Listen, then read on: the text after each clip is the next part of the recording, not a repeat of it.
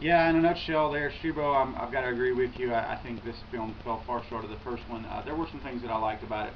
Unfortunately, in my case, I had to deal with some really incompetent projectionists at Eastgate Cinema in Albemarle, North Carolina.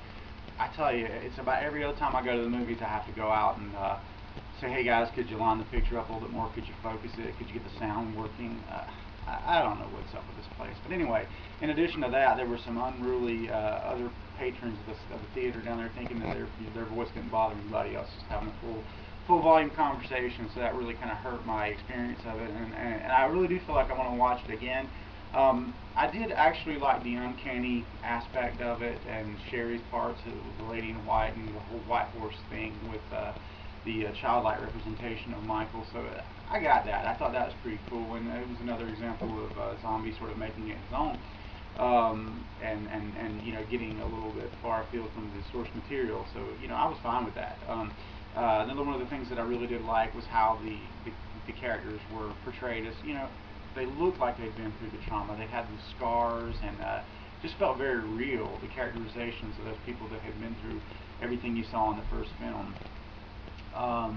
The whole white trash aspect, again, I'm a little bit at odds with that. I don't know why that had to be such a big part of it, but it is what it is. I mean, that's sort of his interpretation on the material, and one gets the feeling that that's kind of like the people he hangs out with, so whatever. I thought it was plenty brutal.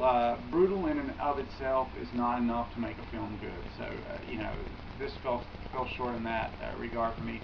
I don't want to throw out any spoilers since this is your spoiler-free review, but I will say that for me, I just felt like Dr. Loomis was completely wasted.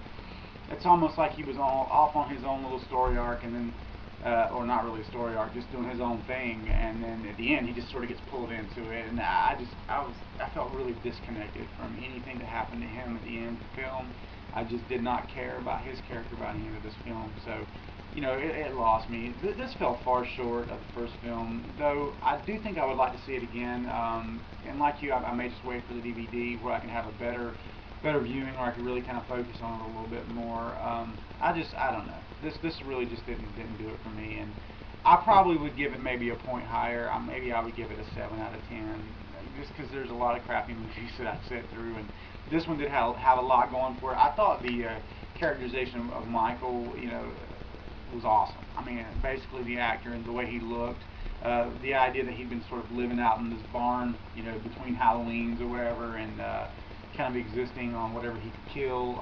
That was pretty cool, and he looked awesome. And that's just something about that wicked slant on that hood that he had on. It just, I don't know, I really liked it. And then at the times that you did barely see a little shadow of his face and a little bit in the beard and stuff. I mean, that looked awesome. So I like the way that he sort of saw himself in his childlike form, in his fantasy.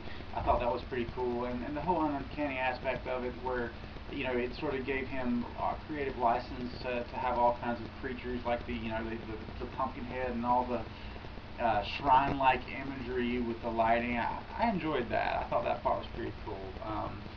So it wasn't a total wash for me. It was worth 450.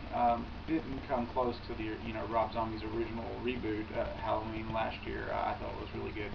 So like you, I'm probably going to put some thought into this and actually do up a proper review later after maybe one more viewing of the film. But yeah, it fell short for me. So that's it.